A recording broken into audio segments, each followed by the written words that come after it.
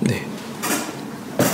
아니, 오늘 이 컵을 우리 변영 성도님께서 사오셨는데 제가 누가 사온지도 모르고 컵을 쓰고 있었네요. 네. 미처 말씀드리기도 전에, 묻기도 전에 우리 변영 성도님이 가셔가지고 제가 다음 주에 다시 한번 말씀드리도록 하겠습니다. 네, 오늘 이 시간에는 지난 시간에 말씀드렸던 것처럼 천년왕국에 대한 이제 성경의 기록이죠. 계시록 20장 1절에서 6절에 기록된 이 천년왕국에 대한 말씀이 무엇을 의미하는가라고 하는 사실에 대해서 함께 좀 살펴보는 시간을 갖고자 합니다. 근데 사실 이게 천년왕국과 관련되어 있는 말씀이긴 하지만 좀 더 확장된 의미에서 살펴보자면 그 종말에 대해서 어떻게 생각하는가, 종말에 대해서 어떤 인식을 갖고 있는가, 종말의 때를 어떻게 해석하는가, 이런 것과도 사실 연관이 되어진다라고 할 수가 있어요. 그래서 그런 어떤 전체적인 관점에서 세상 역사가 어떻게 흘러갈 것인가라는 것을 어떻게 인식하느냐의 차이까지도 이 천년왕국을 해석하는 의미 가운데에 달려 있다라고 할 수가 있습니다. 그래서 오늘 이 시간에 계시록 20장 1절에서부터 6절까지에 기록되어 있는 이 말씀의 내용을 중심으로 해서 과연 어떠한 이 천년왕국에 대한 어떠한 견해들이 있는가라고 하는 것을 살펴보고 그 견해들마다 갖고 있는 특징이 무엇인가, 그리고 그 주장들이 갖고 있는 장점은 무엇이고 또 단점은 무엇인가, 주의해야 될 점은 무엇인가, 이러한 것들을 좀 함께 살펴보는 시간을 갖도록 하겠습니다. 그래서 뭐 좀 짧을 수도 있을 것 같기도 하고, 네, 생각보다 길어질 수도 있겠지만 어쨌든 요 유인물의 내용을 중심으로 해서 제가 부가적으로 더 설명을 드리도록 하겠습니다. 유인물 참고하시면 이제 성경은 그리스도께서 재림하신 후에 성도가 그리스도와 더불어 1000년 동안 왕노릇을 할 것이다 라고 계시록 20장 1절에서부터 6절에 기록된 말씀을 통해서 증거하고 있습니다. 하지만 이 구절을 어떻게 해석하느냐에 따라서 그리스도의 재림 및 그와 관련된 종말의 사건의 순서가 달라지게 됩니다. 그래서 그 내용들을 어떻게 이해해야지만 되는가. 그래서 뭐 이제 나중에 요 전천년서 후천년서를 말씀드리겠지만 사실 우리가 전천년 후천년 이렇게 이야기하니까 좀 더 저는 헷갈리는 것 같아요. 1000년 전 혹은 1000년 후 이제 그 예수님 재림을 중심으로 놓고 이제 그 예수님의 재림이라고 하는 것이 1000년 전에 임할 사건인지 아니면 그 1000년 후에 있을 사건인지 요거에 따라서 어떻게 이것을 보느냐에 따라서 전천년설, 후천년설이 나뉘어진다고 보시면 됩니다. 이해하시겠어요? 예수님의 재림이 이 기준이 되는 것이고 그 예수님의 재림이라고 하는 것이 이 1000년이라고 하는 시간 전에 있을 것이다.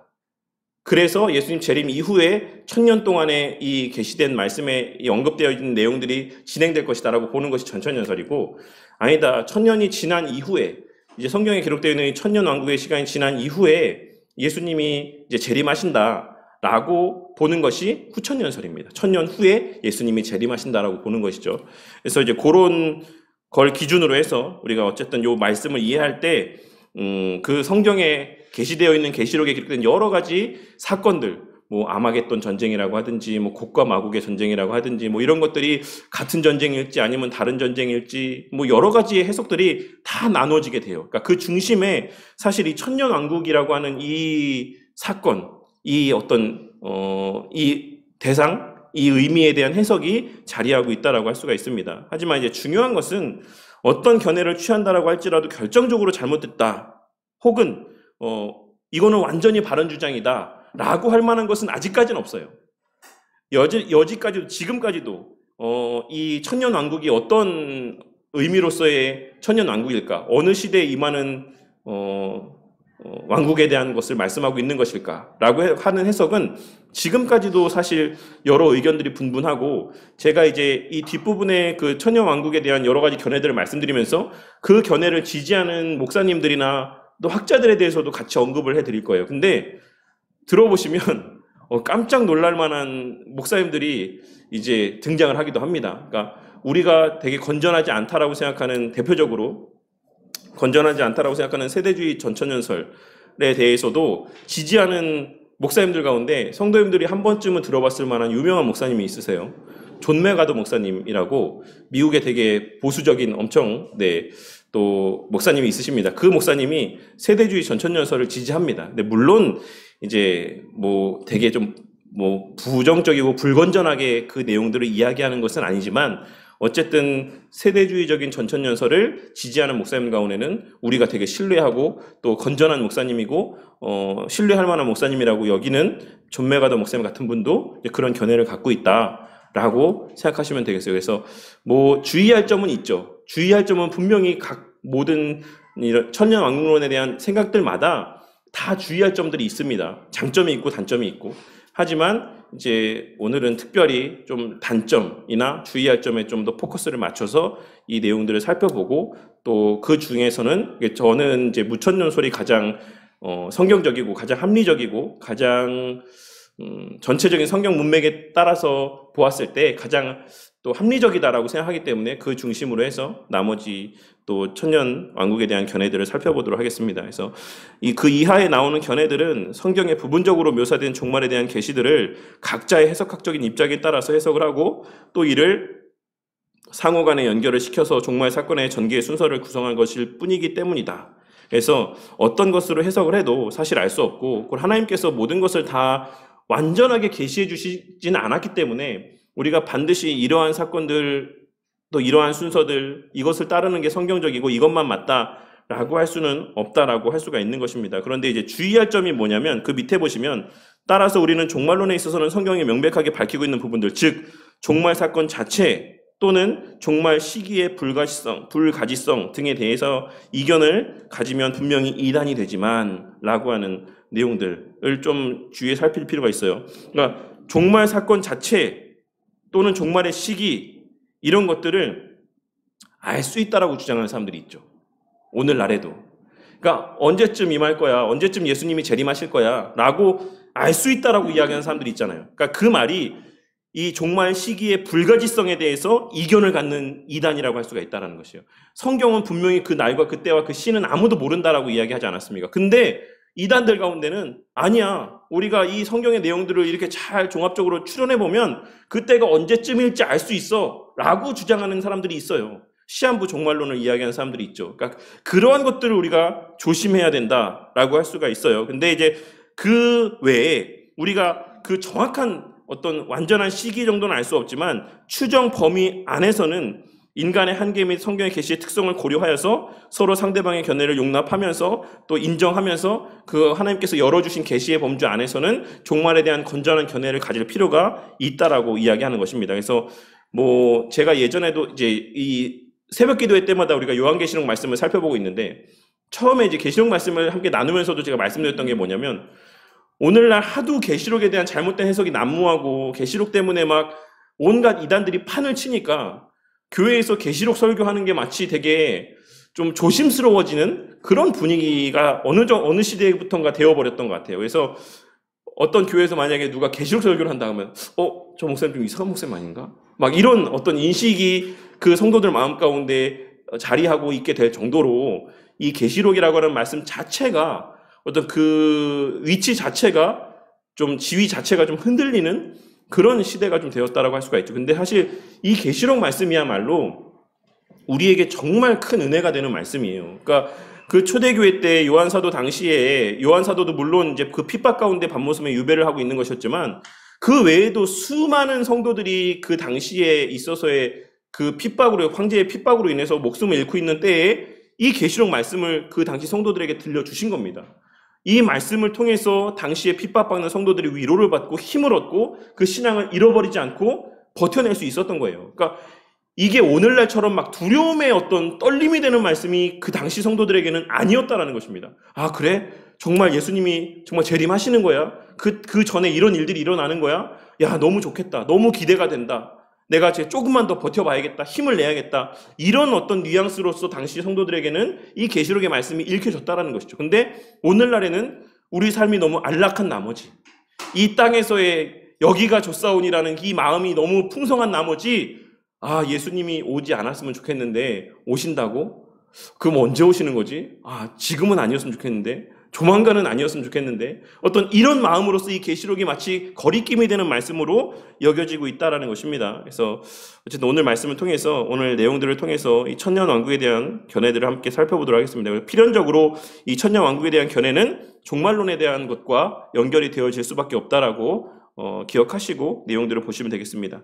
가장 첫 번째 언급되고 있는 것은 무천년설입니다. 그러니까 무천년설은 사실 뭐 언제 누가 이제 주장하기 시작했는지에 대해서는 불분명해요. 그러니까 사실 과거에는 무천년설과 후천년설이 그렇게 구별이 되지 않았었습니다. 그래서 그냥 하나의 뭉뚱그려진 어떤 의미 안에서 쭉쭉쭉쭉 이런 내용들이 그냥 복합적으로 다각도적인 측면에서 이렇게 있다가 19세, 20세기 때부터 여러 학자들에 의해서 이 무천년설에 대한 내용들이 주장이 되어지고 있다라고 할 수가 있어요. 그래서 성경의 천년이라고 하는 이 시간을 문자적으로 해석하는 것이 아니고 초림부터 재림까지 전 기간을 상징한다라고 보는 것이 무천년설이 갖고 있는 가장 큰 특징 가운데 하나라고 할 수가 있어요. 그래서 이전에도 몇 번 말씀드렸지만 천이라고 하는 숫자가 어떻게 산출되는 숫자입니까? 10 곱하기 10 곱하기 10이 천이에요.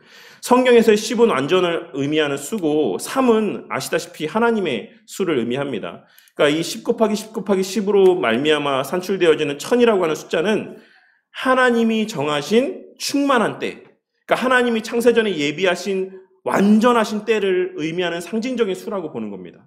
그러니까 문자적인 천년이라고 하는 시간이 아니라, 그래서 예수님의 초림에서부터 예수님이 언제 재림하실지는 모르겠지만 그 하나님이 재림하시기로 정하신 그 때까지의 완전하게 딱 정해져 있는 그 시간, 그거를 천년이라고 본다라고 하는 것이죠. 그래서 무천년이라고 보지만 어쨌든 그 천년이라고 하는 것이 어떤 특정한 문자적인 시기가 아니다라고 본다라고 생각하시면 됩니다. 그래서 무천년설에 의한 종말의 사건의 순서를 보시면 첫 번째 천년 왕국의 기간이 있죠. 그래서 이 기간 동안 이 세상에서 권세를 쥐었던 사단이 결박되어서 무저갱에 갇히고 첫째 부활을 한 자, 즉 중생한 성도들은 그리스도와 함께 영적으로 왕노릇을 한다. 지금 이 시대에 우리가 왕노릇하고 있는 거예요.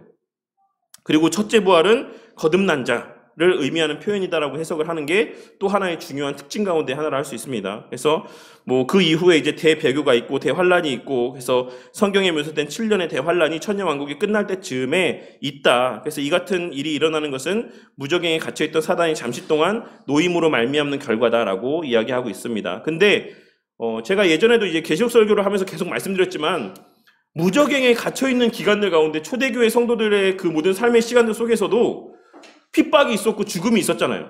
종교개혁 시대에도 수많은 우리 믿음의 선배들이 그 바른 진리를 파수하고 계승하다가 죽음을 맞이하지 않았습니까? 그러니까 이런 것들에 대한 문제점들이 발생할 수가 있어요. 아니, 사단이 분명히 결박되어 있다라고 했는데, 그리고 잠시 놓이는 것은 나중에 완전한 최후의 날을 앞두고 잠깐 놓인다라고 했는데, 그러면 그 시대 가운데 성도들을 핍박하고 죽이는 건 누구냐?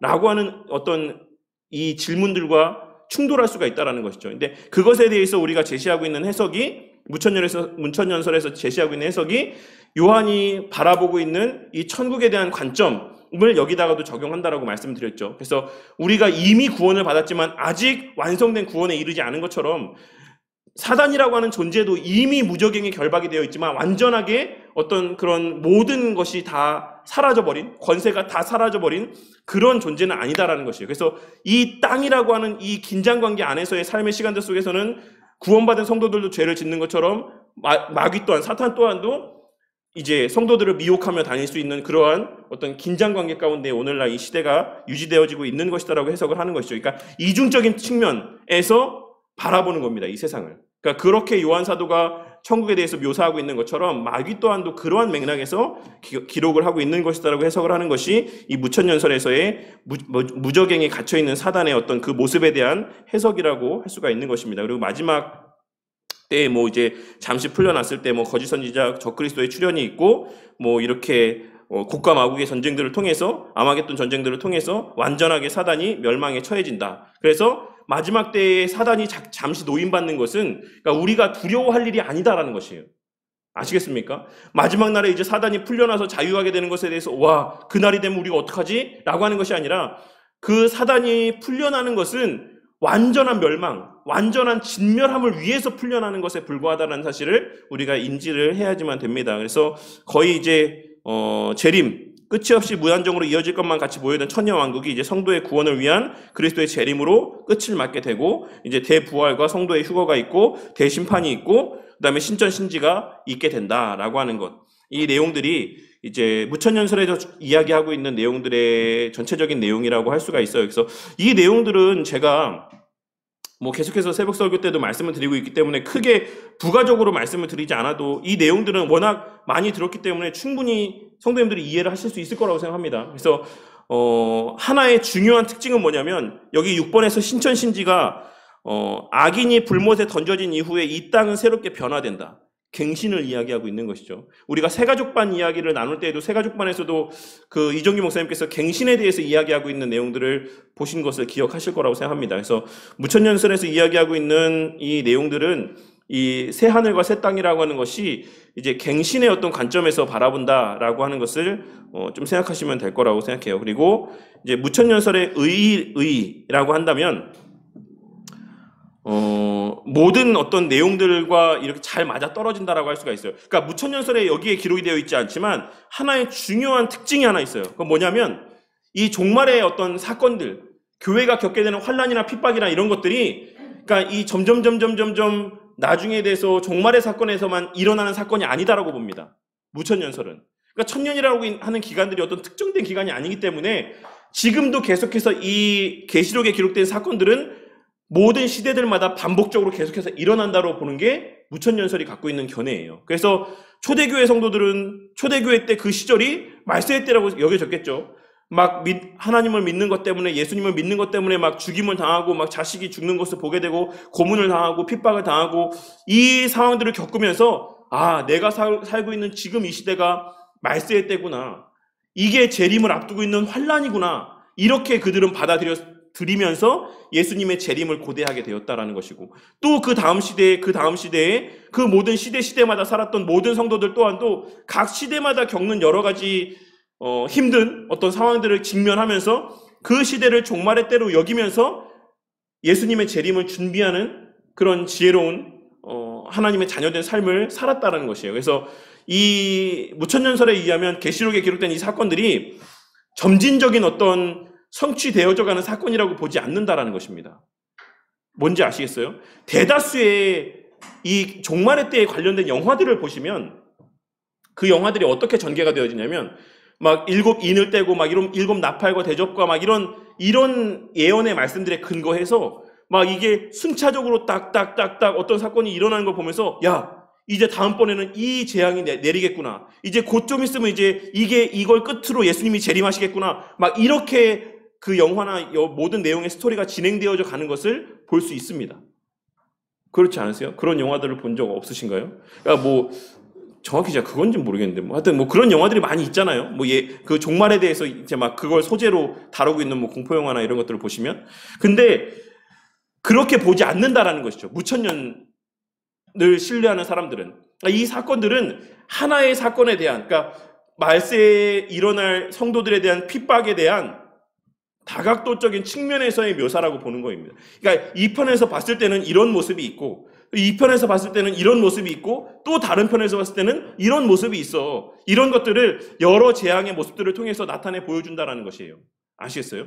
이게 서사적인 관점에서 기록되어 있는 말씀이라고 보지 않는 거예요. 그러니까 계시록에 이렇게 말씀이 기록되어 있으니까 첫 번째 이 일이 있었으니까 이제 두 번째 이 일이 있어, 세 번째는 이 일이 있어, 마지막에는 이제 예수님 재림하실 거야. 이렇게 우리가 예수님의 재림의 때를 인지할 수 있도록, 추측할 수 있도록 그런 서사적인 관점에서 기록되어 있는 사건이라고 보지 않고, 그냥 모든 시대마다 동일한 여러 가지 사건 가운데 일어날 사건들을 그냥 여러 관점에서 묘사하고 있는 말씀이라고 보는 게 무천년론을 지지하는 사람들이 계시록을 해석하는 관점이라는 겁니다. 아시겠습니까? 요 차이가 하나의 중요한 특징이라고 할 수가 있어요. 그런데 하나의 이 무천년설의 하나의 특징이라고 한다면 비관적인 미래에 대한 인식을 갖고 있다는 것이죠. 비관적인. 그래서 앞으로의 교회의 미래가 점점 좋아질 것인가, 좋지 않아질 것인가, 이거에 대해서 생각해 봤을 때, 이 기준으로만 생각해 봤을 때 무천년설을 지지하는 사람들은 그렇지 않을 거라고 봅니다. 교회는 계속해서 힘들어지고 핍박이 있고 정말 더 힘들어지게 될 것이다라고 보는 게 무천년설을 지지하는 사람들이 갖고 있는 미래에 대한 어떤 생각이에요. 그래서 그렇게 인식을 하시면 되겠고, 이제 그것이 하나의 문제점이라고 할 수가 있어요. 그리스도께서 지금 이 순간에도 교회를 다스리고 통치하고 있으신데, 교회가 아무리 비록 외견적인 모습이라고 할지라도 그렇게 힘없이 막 흔들리고 무너지고 할 수가 있는가? 이런 의문들이 있을 수 있다는 것이죠. 무천년설을 지지하는 사람들에게 받는 어떤 질문들이라고 한다면, 그러니까 예수님께서 손 놓고 계신 게 아닌데 여전히 교회의 머리로서 교회를 다스리시고 통치하고 계시는데 정말 교회의 미래가 그렇게 암울할 수 있냐? 비관적일 수 있냐? 이런 질문을 받을 수도 있는 게 무천년설이 갖고 있는 약점 가운데 하나라고 할 수가 있어요. 그래서 예수님께서 십자가상에서 이루신 승리가, 그 승리의 가치와 의미가 너무 퇴색될 수 있다. 무천년설을 지지하게 되면 이제 그런 의미들 가운데, 그런 논란들 가운데 이제 부딪히게 될 수 있는 게 무천년설을 지지하는 사람들이 받을 수 있는 하나의 공격이라고, 반론이라고 할 수가 있죠. 그래서 그렇게 보시면 되겠고, 대신에 이제 이 무천년설에서는 아마겟돈 전쟁과 곡과 마곡의 전쟁을 같은 거라고 봅니다. 그러니까 이 마지막 날의 전쟁의 다각도적인, 앞서도 말씀드렸던 것처럼 다각도적인 측면에서의 묘사라고 해석을 하시면 돼요. 근데 뒤에 보시면 이제 이 전쟁을 따로 놓고 보는 견해들이 있어요. 그래서 이 말씀을 드리는 겁니다. 무천년설은 마지막 때에 있을 최후의 전쟁은 한 번이라고 보는 거예요. 한 번. 마귀의 세력과 하나님의 교회들 간에 벌어지는 영적인 전쟁은 한 번의 전쟁이다라고 보는 게 우리가 믿는, 그 아마겟돈 전쟁과 곡과 마곡의 전쟁은 똑같은 동일한 전쟁의 다른 의미의 표현이다라고 보는 게 우리가 믿는 바라고 할 수 있습니다.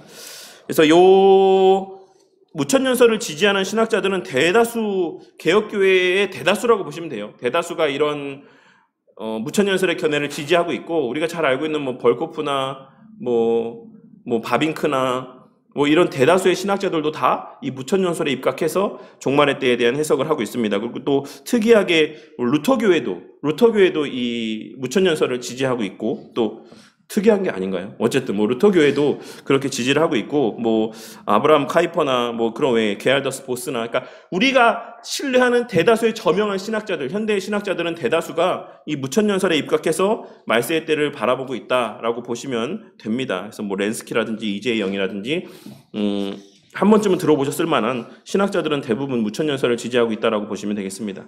그리고 이제 후천년설은 앞서도 말씀드렸던 것처럼 천년의 왕국의 시대가 끝나고 나서 예수님께서 재림하신다라고 보는 견해가 후천년설이에요. 그래서 사실 후천년설은 기독교 역사 가운데서 이제 초기에 가장 많은 어떤 지지를 받아왔던 견해라고 할 수가 있습니다. 그래서 어떤 가장 특징이 뭐냐면 낙관적인 미래를 갖고 있다는 게 특징이에요. 그러니까 앞으로 시대가 흘러갈수록 교회는 더욱 이렇게 왕성해져 갈 것이다. 그러니까 땅끝까지 복음이 전파되고, 막 그리스도인들이 막 각자의 자리에서 막 선한 영향력을 발휘하게 되고, 이 나라가 마치 하나님의 나라와 같이 그냥 하나님의 말씀의 원리에 따라서 다스림 받게 되고, 막 그렇게 이 세상의 나라가 변화되어져 갈 것이다라고 보는 게 후천년설이 갖고 있는 가장 큰 특징 가운데 하나입니다. 그래서 뭐 처음에는 사실 대다수의 사람들이 이 후천년설의 견해들을 지지했다라고 합니다. 그래서 초대 교회 때부터의 많은 어떤 좀 지지를 받아왔다라고 하는 그런 견해들이 있어요. 근데 최근에 우리 눈에 보여지는 현실들이 그렇지 않지 않습니까? 교회가 공격받는 모습이라든지 자연이 오염되고 있는 모습들이라든지, 그러니까 점점 우리의 기대와 달리 이 세상의 모습이 그 기대와는 반대의 방향으로 이렇게 전개되어져 가는 현대의 모습을 바라보면서 이제 이 내용들을 지지하는 사람들은 점점 이제 줄어들어 갔다라고 합니다. 그래서 요 후천년설을 지지했던 사람들 가운데 누가 있냐면 찰스 하치라든지 벤자민 워필드라는 분은 이 후천년설을 지지했다라고 해요. 그래서 이제 그분들 때까지가 거짓 마지막이지 않았을까. 그래서 그분들까지가 이제 계속해서, 사실 당시까지는 뭐 저는 그렇게 생각합니다. 복음이 계속해서 전파되어져 갔잖아요.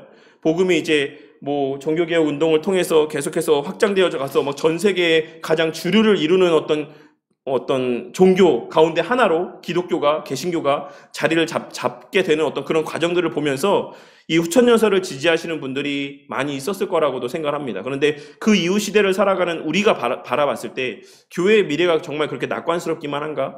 우리가 처해 있는 현실이 미래의 모습들이 정말 그렇게 긍정적이기만 한가? 라는 걸 생각해 봤을 때 그렇지 않은 것 같다라고 여겨지는 모습들이 너무 많이 있는 거죠. 그러니까 자연만 봐도, 자연이라고 하는 이 훼손되어지는 모습들만 봐도 정말 우리가 뉴스를 통해서 볼 때 우리 자녀들 세대 가운데 자연이 정말 지금처럼 온전히 유지될 수 있을까? 그럼 그 다음 세대까지도 자연이 정말로 온전히 유지될 수 있을까? 이런 것에 대한 장담할 수 없는 모습들이 있지 않습니까? 오죽하면 인터스텔라라고 하는 어떤 그 영화를 보시면 미래에 결국에는 모든 사람들이 다 뭐에 종사하게 됩니까?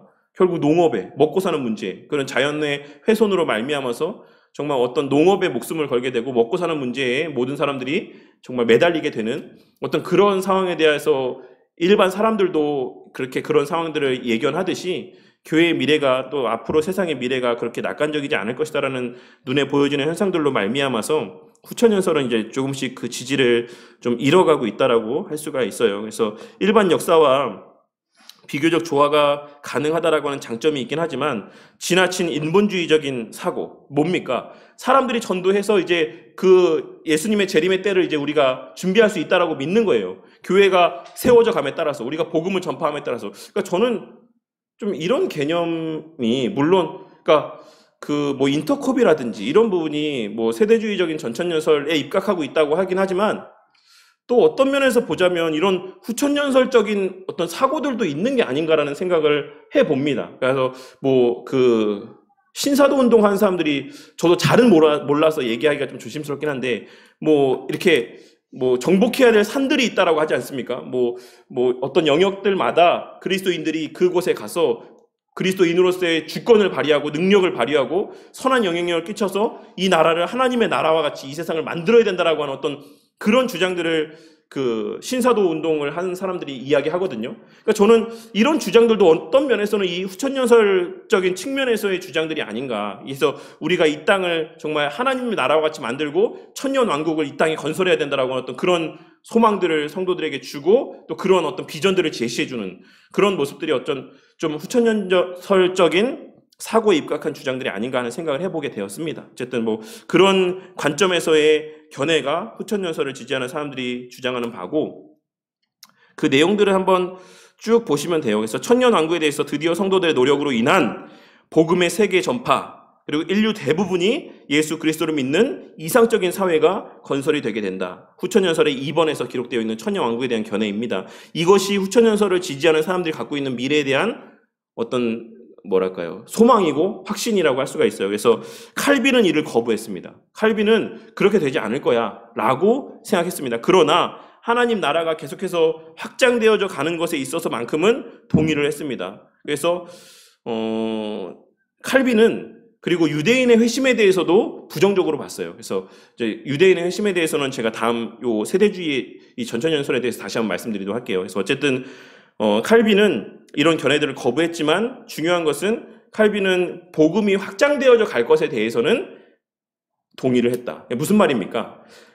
복음이 계속 전파되어지기는 할 거다라고 믿은 거예요. 그러니까 땅끝까지 뭐 아프리카의 뭐 작은 그런 한 부족의 언어로까지도 복음이 전파되어지고, 그러니까 그 사람들이 믿고 안 믿고는 별개로, 그러니까 후천연설을 믿는 사람들의 특징은 그렇게 복음이 전파될 때 그 사람들이 믿게 될 거다라고 믿는 것이고, 그렇지 않다. 우리는 이제 칼빈은 그렇지 않다라고 주장을 한 거예요. 복음이 전파는 되겠지만 그렇다라고 해서 모든 사람들이 다 믿고 회심하게 될 거는 그렇게 생각하진 않아라고 보았다라고 보시면 이 정도로만 구별하시면 되겠습니다. 그리고 사실 여기까지는 크게 이슈가 될 수 없는 부분의 문제이긴 하고 가장 핵심은 이제 세대주의 전천연설이라고 할 수가 있어요. 그래서 세대주의 전천연설은 그러니까 일단 전천연설이 뭐라고 말씀드렸죠? 1000년 전에 예수님께서 이 땅에 재림하신다라고 믿는 게 전천연설이라고 말씀을 드렸죠. 근데 이 전천연설에 두 가지 견해가 있어요. 세대주의적 전천연설이 있고 역사적 전천연설을 믿는 사람들이 있습니다. 그래서 세대주의적 전천연설이 사실 오늘날 가장 많은 한국교회의 이슈가 되기 때문에 이 세대주의적 전천연설을 말씀드리기 앞서서 그럼 세대주의가 뭔가? 그러니까 사실 세대주의를 딱 뭐다라고 이렇게 하기는 너무 스펙트럼이 좀 넓긴 합니다. 그래서 이제 요거를 그냥 개략적으로만 말씀드리도록 할게요. 세대주의에 대해서. 세대주의는 존 넬슨 다비라고 하는 목사님, 아마 조금만 이건 사실 뭐 유튜브나 이런 거 찾아보셔도 충분히 자료들을 검색해 보실 수가 있어요. 요즘에는 이제 목사님들이 이런 자료들을 많이 올려놓으셨기 때문에 사실 조금만 한 5분, 10분만 투자하셔도 세대주의가 어떤 것인가라고 하는 것을 충분히 검색할 수가 있습니다. 근데 이 존 넬슨 다비라고 하는 목사님이 아일랜드 목사님인데 이분이 이제 처음에 이제 목사가 되고 나서 왜 목사만 설교를 할 수 있지?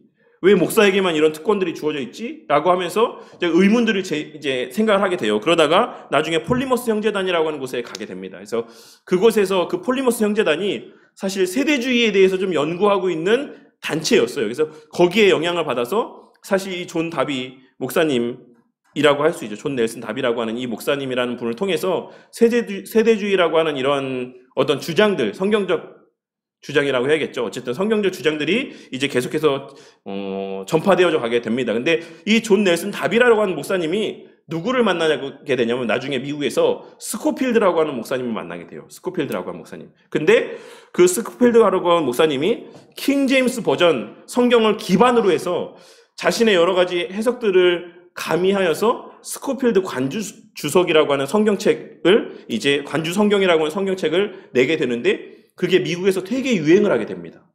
그 스코필드 관주 성경이라고 하는 성경이.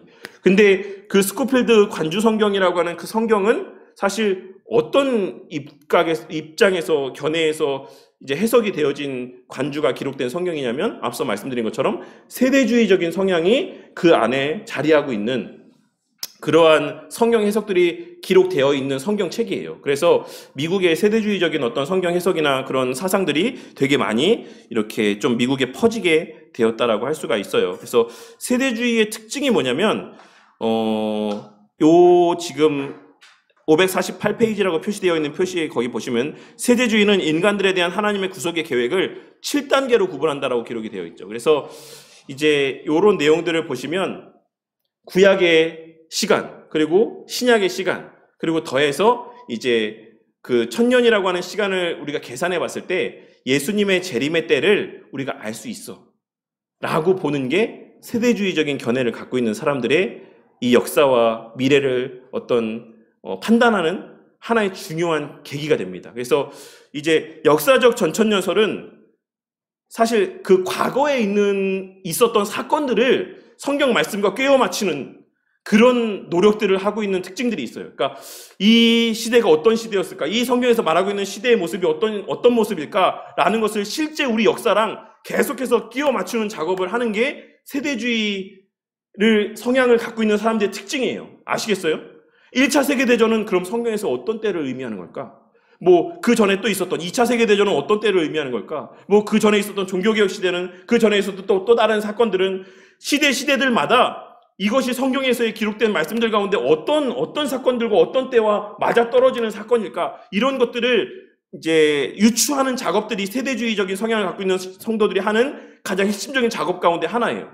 근데 이제 역사적인 세대주의적 이런 사고를 갖고 있는 사람들은 과거에 있는 사건들을 주로 포커스를 맞추어서 이제 생각하고 있다라고 한다면, 그래서 이제 요런 우리가 주님의 재림의 때가 얼마 남지 않았어. 그러니까 어떤 과거의 사건에 포커스를 맞춘다라고 한다면 이 세대주의적인 전천년설에 입각한, 그러니까 역사적 전천년설이 아닌 세대주의적인 전천년설에 입각한 사람들은 미래의 어떤 사건, 미래의 사건을 이제 예견하는 데 되게 많은 포커스를 맞춥니다.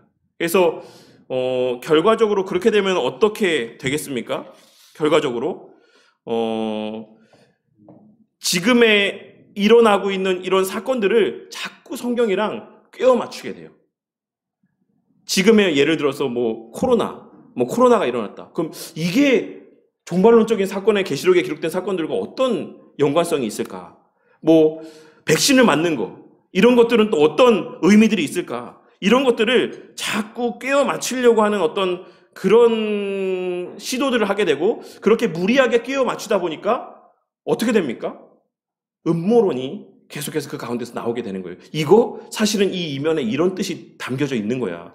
지금 우리가 표면적으로 보는 이 사건은 이런 거지만 사실 이게 성경에 기록된 이런 사건에 대한 성취, 이런 예언에 대한 성취야.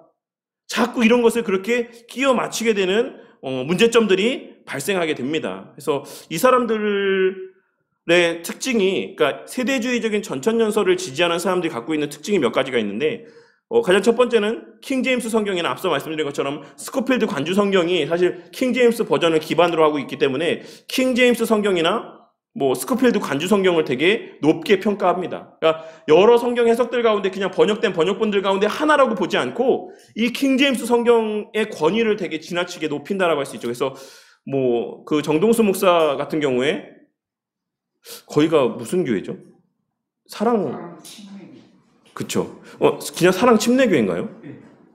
어쨌든, 네. 그, 정동수 목사를 중심으로 하고 있는 말씀보존학회 같은 경우는 이제 킹제임스 버전 성경만이 정말 참된 성경이다라고 이렇게 주장을 하죠. 이제 그런 사람들도 어떤 이런 큰 틀 안에서의 범주에 속한다라고 할 수가 있어요. 그리고 또 하나, 우리가 잘 알고 있는 것처럼 음모론을 계속해서 끊임없이 주장을 합니다. 음모론을.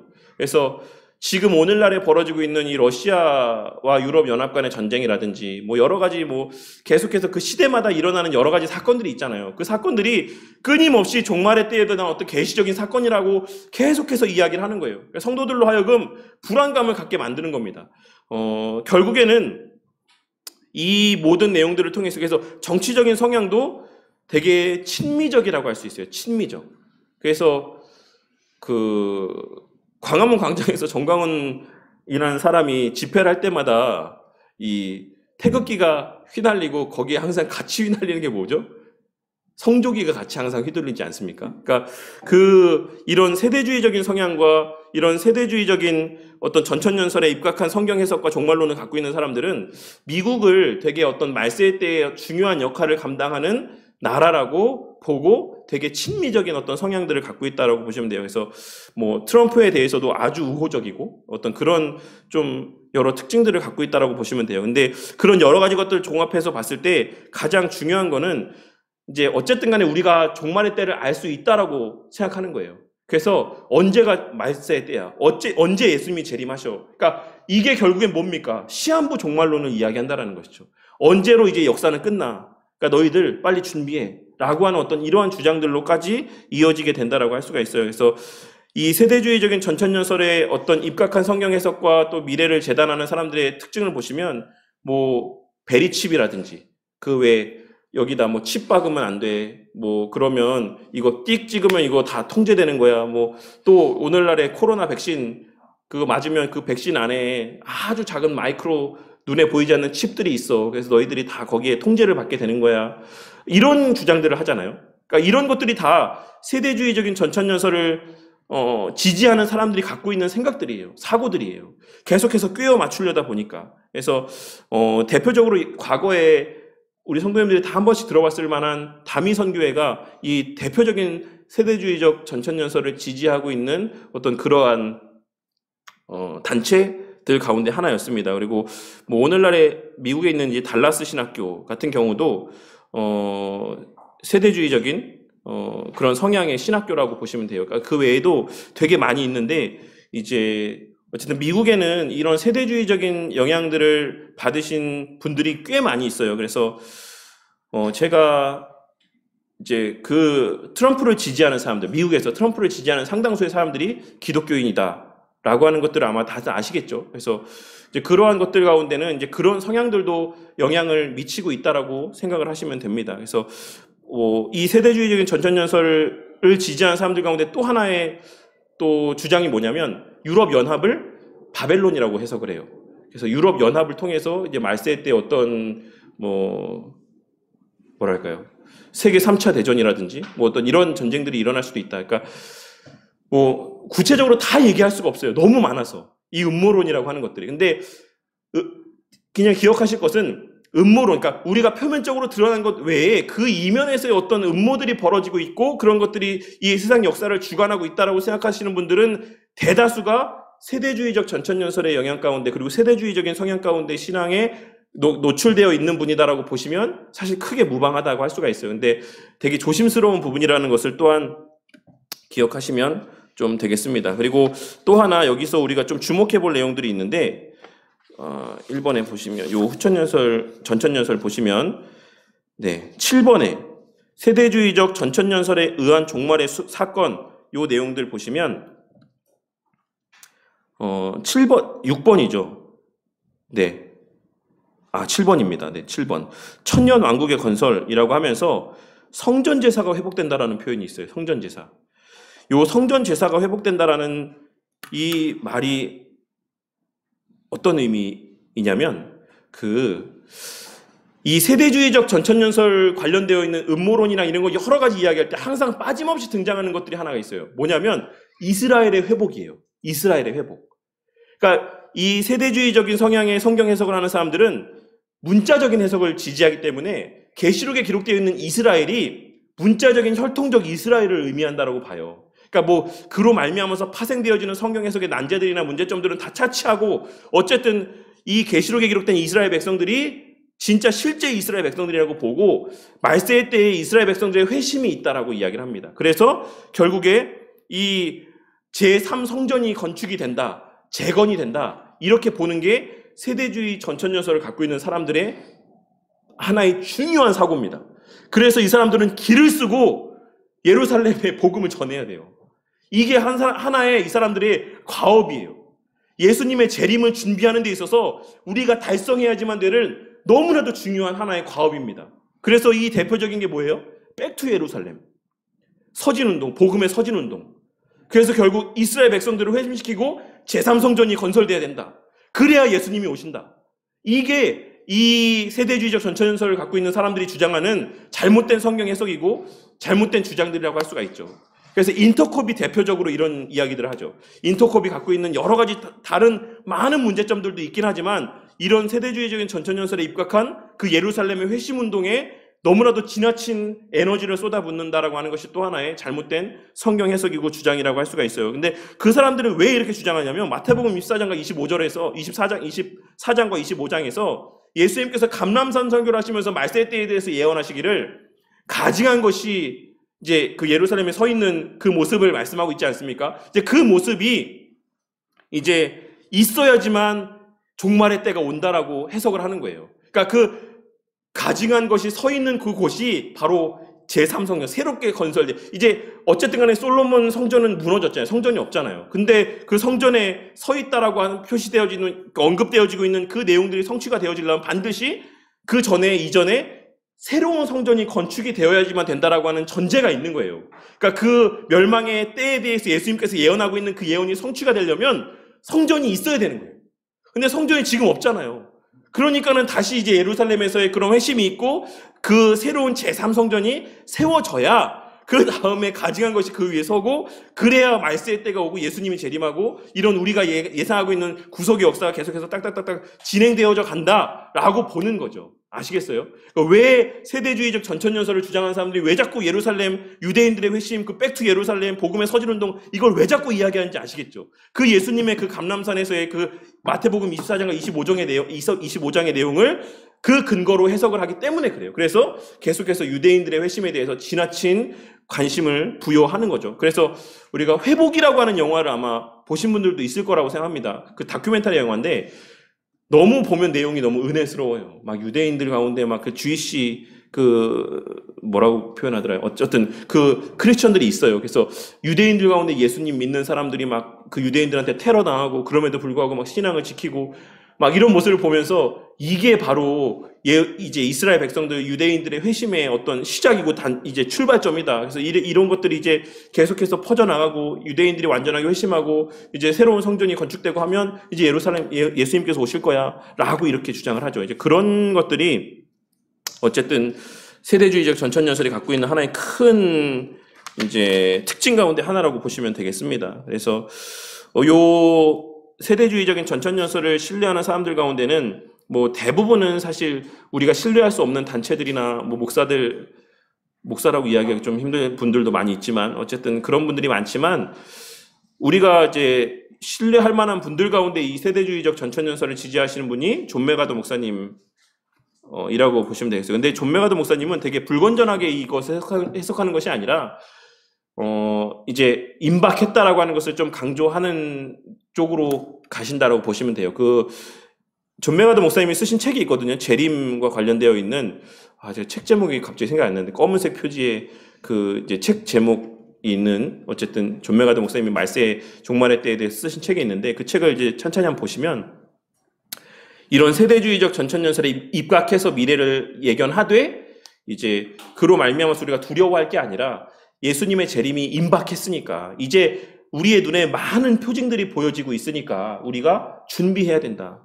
그리스도인으로서 우리가 정말 바른 신앙의 삶을 살아야 된다라고 이렇게 그 견해를 이렇게 이어나가고 있는 내용들을 보실 수가 있습니다. 그래서 존 메가더 목사님은 조금 그래도 건전하게 이 세대주의적 전천년설에 입각한 성경 해석 가운데 되게 건전한 방향으로서의 이 내용들을 전개해 간다고 보시면 되겠지만 사실 존 메가더 목사님도 좀 그런 성향들이 없잖아 있죠. 그런 뭐랄까 음모론이라든지 어떤 세상 이런 정부의 통제나 이런 거에 대한 어떤 지나친 거부감이나 반감 이런 모습들을 최근에도 이제 미국에서 코로나 백신 접종 받을 때 존 메가더 목사님은 안 하고 또 계속해서 그 집회를 이렇게 해산하지 않고 모여서 예배드리고 어쨌든 반정부적인 어떤 모습들이 계속해서 보였어요. 그런 모습들이 그러니까 존 메가더 목사님이 갖고 있는 어떤 그런 세대주의적인 어떤 전천년설에 입각한 또 성경 해석에 근거한 모습들이라고 보시면 될 것 같습니다. 그래서 존 메가더 목사님이 왜 그렇게 하셨을까를 생각해 보시면 그런 어떤 사고가 그 이면에 자리하고 있기 때문이라고 보시면 쉽게 좀 이해를 하실 수가 있을 거라고 생각합니다.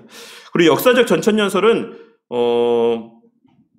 가장 앞서 제가 후천년설을 얘기했는데 후천년설은 사실 이제 무천년설과 같이 갔기 때문에 그냥 어떤 이렇게 어떤 경계 없이 그냥 쭉 어떤 한 부분 가운데 자리하고 있었다라고 보시면 되겠고 어떤 주류 가운데서 그러니까 기독교 역사의 가장 주류 가운데서 가장 많은 지지를 받았던 이 종말에 대한 견해는 역사적 전천년설 해석이라고 보시면 돼요. 그래서 초대 교부들도 대부분은 이 역사적 전천년설에 입각해서 성경을 해석하고 그러한 주장들을 해왔습니다. 그래서 신학자부터 말씀을 드리자면 우리가 알고 있는 과거에 되게 유명한 신학자들을 대다수가 이 역사적 전천년설을 지지하시는 분이라고 보시면 돼요. 허드슨 테일러라고 하는 선교사님도 이런 성경 해석에 입각해서 성경을 해석했고 우리나라에서 되게 유명한 목사님들 가운데 박형룡 목사님이나 박윤선 목사님도 이 역사적 전천년설에 입각해서 계시록 말씀이나 이 내용들을 해석을 하셨습니다. 그리고 또 잘 아시는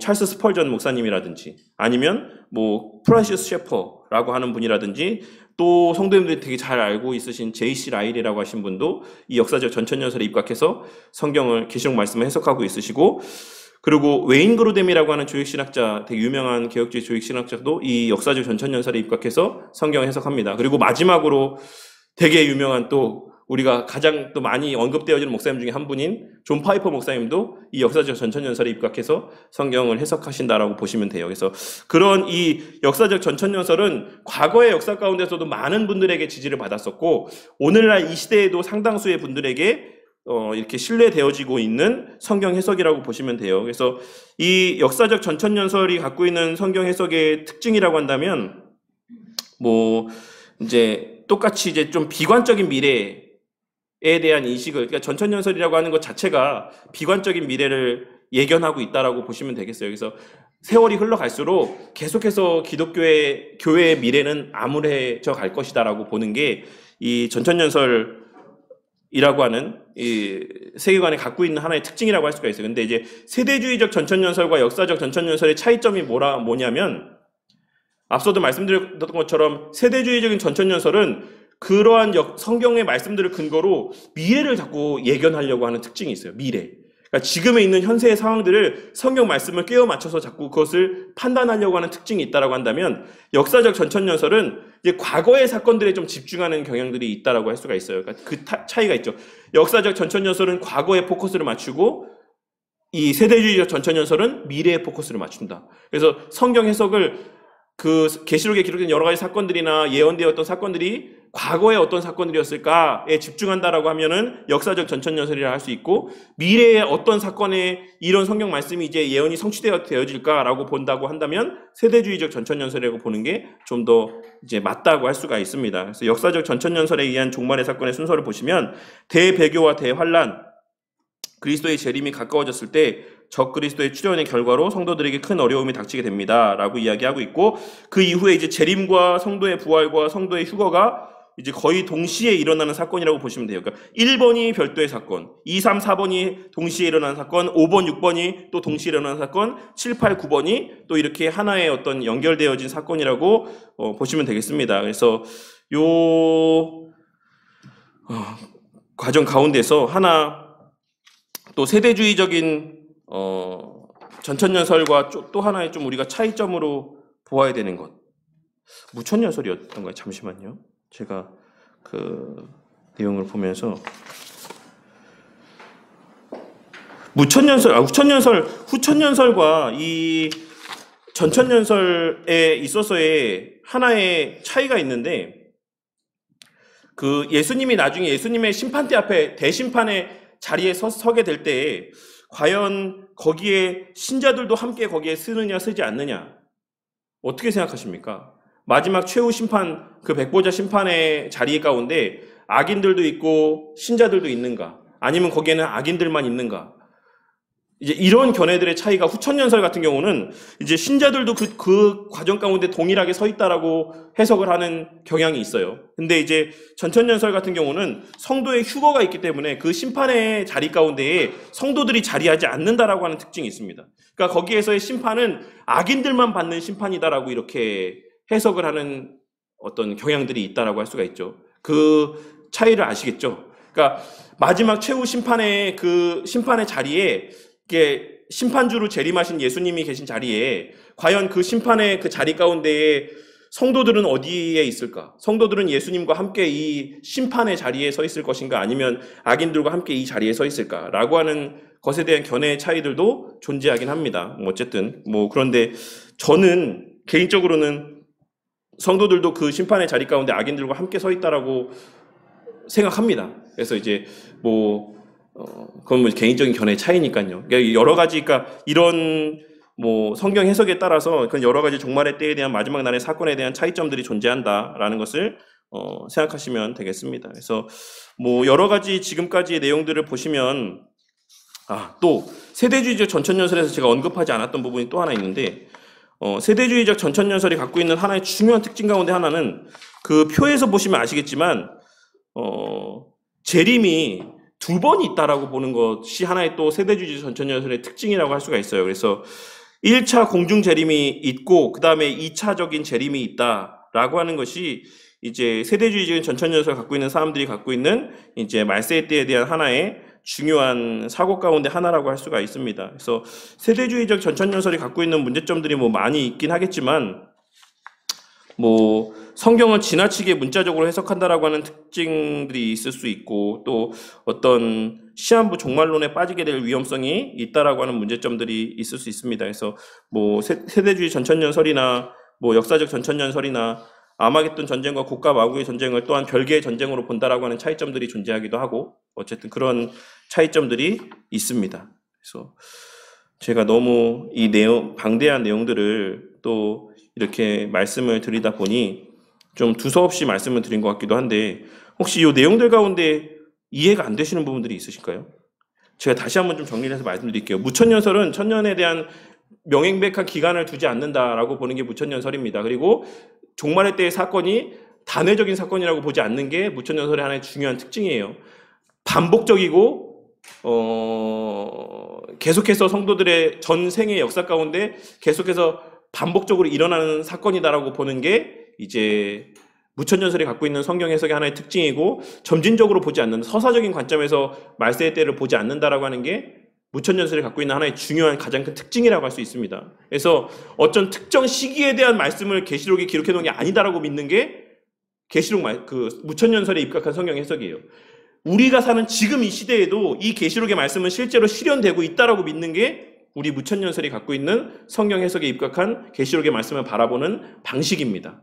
그래서 이게 초대교회 당시 성도들에게도 위로가 되는 말씀이고 은혜가 되는 말씀이고 효력 있는 능력 있는 말씀이었지만, 종교개혁 시대를 살았던 성도들에게도, 지금 시대를 살아가고 있는 우리에게도, 그리고 말세 언젠가는 있게 될 진짜 종말의 때를 살아가는 성도들에게도 이 말씀은 계속해서 시대를 초월해서 은혜가 되는 말씀이고 능력 있는 말씀으로 적용되어진다라고 믿는 게 우리가 믿는 무천년설이 주장하는 이 성경 해석의 관점이라고 보시면 돼요. 근데 이 후천연설 같은 경우는 가장 중요한 특징이 이제 교회의 미래가 계속해서 밝다.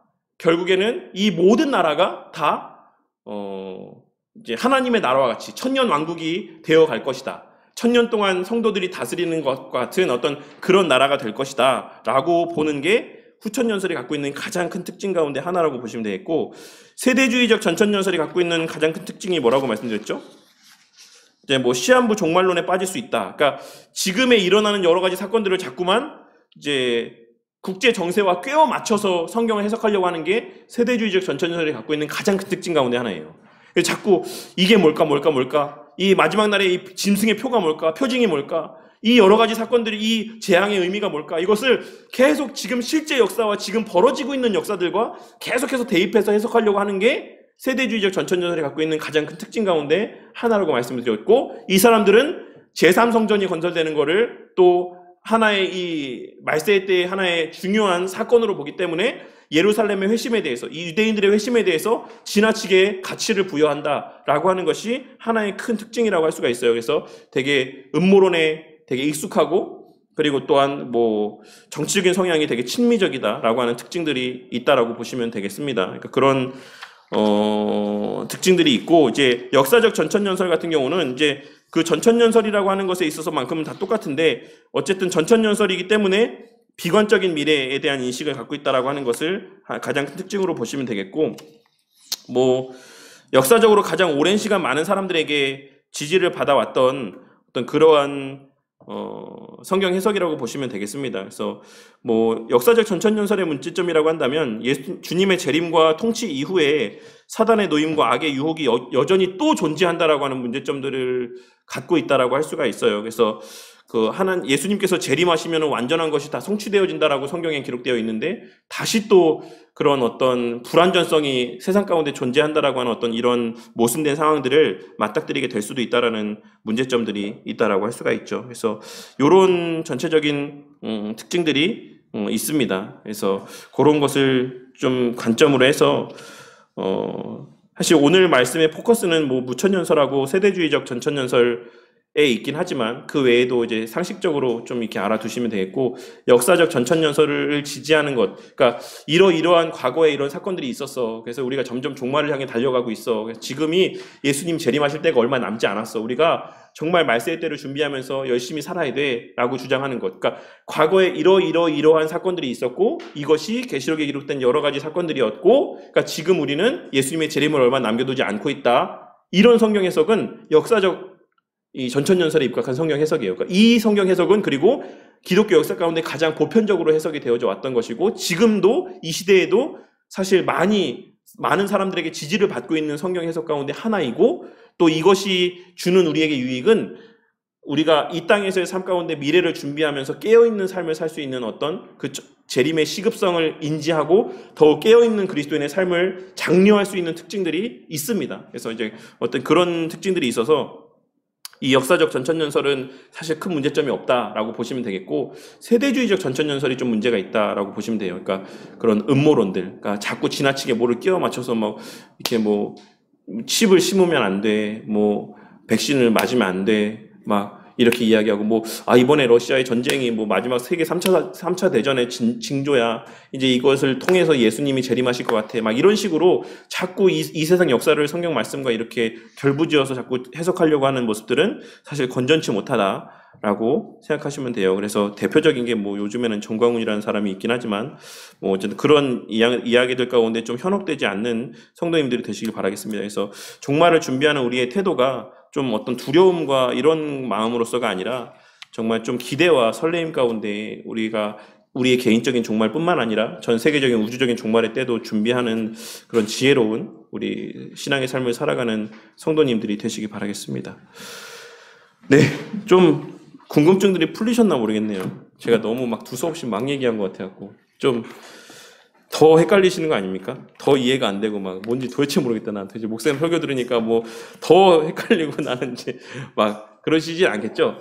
좀 이해가 되세요? 전체 대략적으로 좀 큰 틀에서 잡히십니까? 좀 이 천년 왕국이나 종말에 대한 어떤 견해가 되세요? 되신다고 얘기해 주세요. 제가 좀 더 아무튼 좀 더 예, 기회가 될 때마다 저도 계속해서 뭐 요런 사실 저는 이제 되게 좁아요. 그렇게 많이 막 폭넓게 다 알고 있지는 않습니다. 근데 이제 하도 요새 그 세대주의적 전천연설이 너무 난무하고 또 성도들 사이에서의 많은 그런 오해들이 있고 또 하니까 또 저한테도 정말 문자가 얼마나 많이 오는지 몰라요. 카톡이 진짜 너무 많이 와요.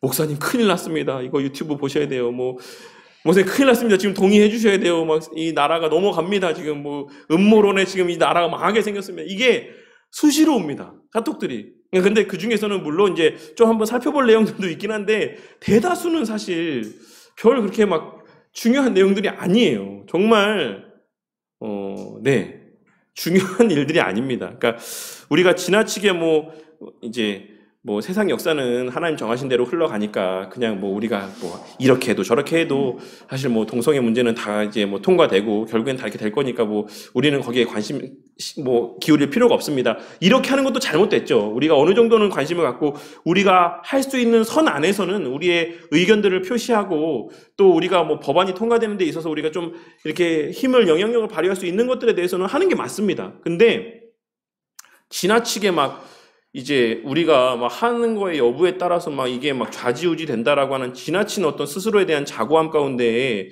막 엄청난 큰일인 것처럼 그렇게 생각하실 필요는 없다라고 생각해요. 오늘 말씀에서도 우리가 나누었던 것처럼 정작 그리스도인에게 말세의 때에도 여전히 유효하게 하나님께서 요구하시는 것은 그냥 말씀을 가까이 하고 기도하는 깨어있는 삶을 살아가는 겁니다. 그렇게 그 자리에서의 주어진 하나님께서 요구하시는 그리스도인의 삶을 사는 게 중요하지, 우리가 물론 거시적인 안목에서 세상 역사를 바라보는 것도 중요하지만 너무 그것에 매몰되어서 내 개인의 삶에서의 우리가 지켜야 될 기본적인 가치를 놓치고 살아가는 것은 사실 합당치 않고, 그리고 우리한테 달려있는 것도 아니에요. 그 세상 역사의 끝은 반드시 오게 될 수밖에 없고 그 마지막 날의 대환란은 우리가 어찌할 수 있는 게 아닙니다. 하나님의 정하신 원리에 따라서 성취되어져 가는 반드시 이루어질 역사의 한 부분이다라는 사실을 꼭 인지하시고, 어떤 순간에 뭐 환난의 때면 환난의 때, 또 평안의 때면 평안의 때, 그 나름 안에서의 그리스도인의 온전한 신앙의 삶을 살아가는 우리 모두가 되기를 바라겠습니다. 그것이 바른 종말의 때를 살아가는 그리스도인의 모습이 아닐까 생각해 봅니다.